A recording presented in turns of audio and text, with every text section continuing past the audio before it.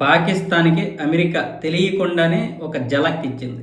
భారీ ఝలక్కే ఇచ్చింది. అంటే అమెరికా పౌరుల్ని ఎట్టి పరిస్థితుల్లోనూ పాకిస్తాన్‌లో పర్యటించొద్దని జెప్పేసింది.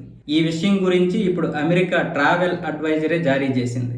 దానికి సంబంధించి లెవెల్ 1, లెవెల్ 2 కాదు, లెవెల్ 3, లెవెల్ 4 జారీ చేసింది. లెవెల్ 3, లెవెల్ 4 అంటే ఇప్పుడు ఈ యొక్క అడ్వైజరీలో ఎక్కడైనా ఏ దేశంకైనా లెవెల్ 3, లెవెల్ 4 అంటే ఎట్టి పరిస్థితుల్లోనూ ఆ దేశం పర్యటించొద్దు.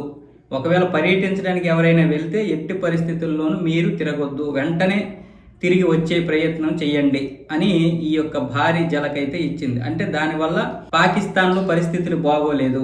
అమెరికా లాంటి దేశం అగ్రరాజ్యం ఇస్తే కేవలం వాళ్ళ దేశ ప్రజలు మాత్రమే వినరు, ప్రపంచ దేశంలో అందరూ కూడా వింటారు.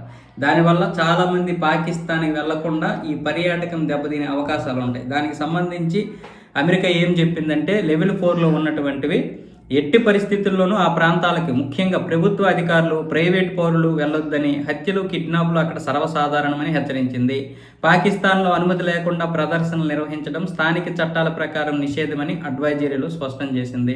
గతంలో ఇటువంటి కార్యకలాపాలలో పాల్గొన్నందుకు అమెరికా పౌరులు నిర్బంధించారని పేర్కొంటూ ప్రజలు అలా చేయొద్దని కోరింది. పాకిస్తాన్ ప్రభుత్వం సైన్యం లేదా అధికారులను విమర్శించే కంటెంట్ను సోషల్ మీడియాలో పోస్ట్ చేసినందుకు కూడా మీరు నిర్బంధాన్ని ఎదుర్కోవలసి రావచ్చు అని విదేశాంగ శాఖ అయితే తెలిపింది.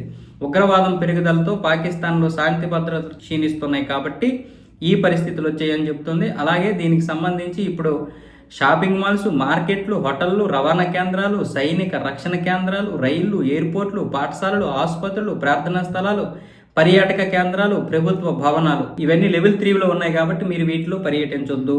పైగా అక్కడ ఎటువంటి ఆదేశాలు లేకుండానే ఉగ్రదాడులు జరిగే అవకాశాలు ఉన్నాయని కూడా అమెరికా చెప్పింది.